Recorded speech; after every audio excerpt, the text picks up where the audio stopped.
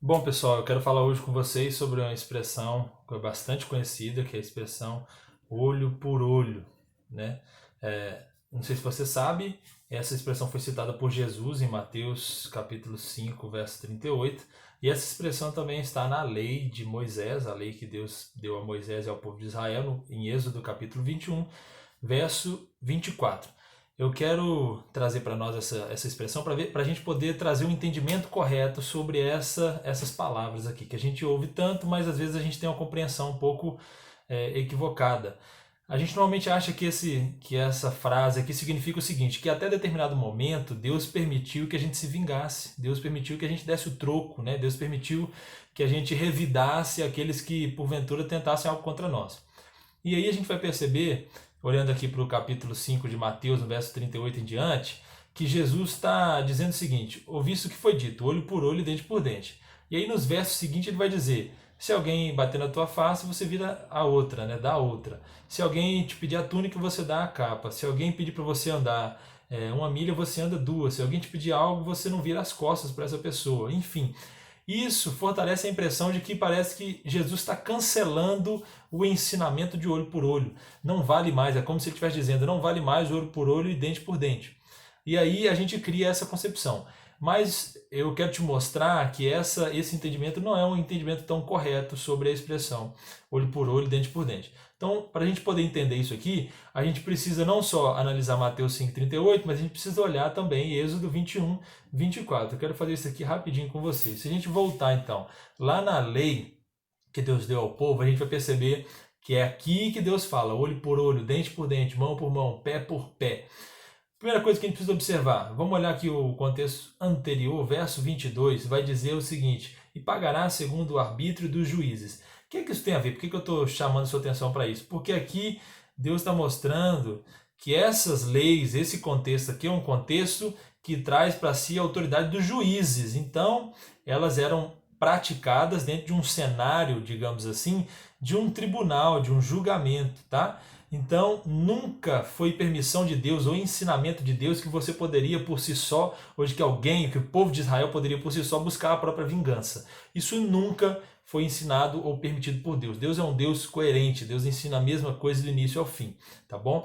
Uma outra coisa que a gente aprende com esse texto aqui, então, o que ele quer de fato nos ensinar? O que essa expressão quer nos ensinar? Bom, ela quer nos ensinar, primeiro, que todo crime tem a sua consequência. Assim como todo pecado tem consequência, todo crime, toda ofensa vai ter a sua consequência. Deus está trazendo então esse ensinamento. A segunda coisa que Deus quer trazer é o senso de justiça. Deus é um Deus justo, então ele diz: olha, é olho por olho, dente por dente, mão por mão, pé por pé. Ou seja, não excedam na justiça. Juízes, vocês que são responsáveis por julgar Israel, não excedam, não exagerem, não extrapolem na justiça.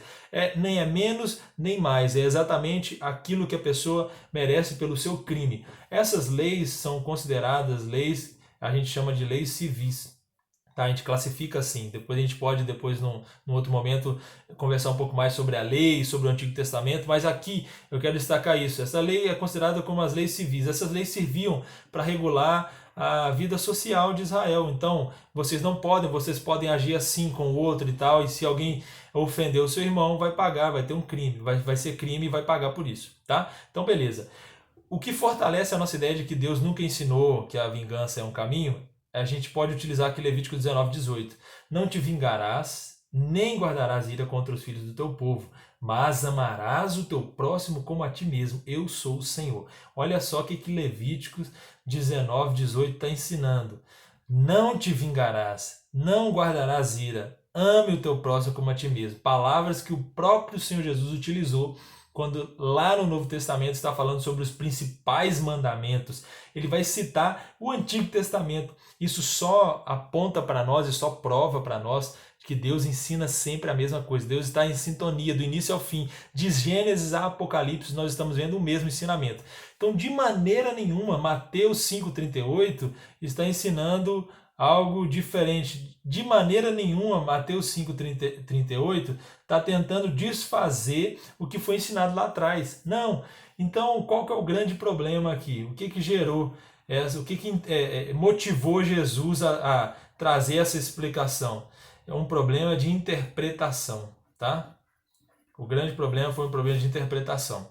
O povo de Israel, nessa altura aqui, já tinha pegado essa lei, esse ensinamento, olho por olho, que deveria ser utilizado em tribunal, e trouxe ele como um pretexto para poder se vingar. Então, qualquer um agora, no entendimento de Israel, no entendimento do povo aqui no contexto de Jesus, qualquer um agora tinha liberdade para poder se vingar e retribuir aqueles que porventura o ofendessem. Bem parecido com a expressão, com a interpretação que a gente faz também hoje no nosso tempo. A gente acha que é esse o sentido, mas não é. Jesus vem então para restabelecer a verdade. Ele vem então para falar assim, olha, vocês estão errados aí. Vocês estão interpretando equivocado. Deus nunca ensinou que vocês podem se vingar. Deus nunca ensinou isso. O caminho sempre foi o caminho do perdão.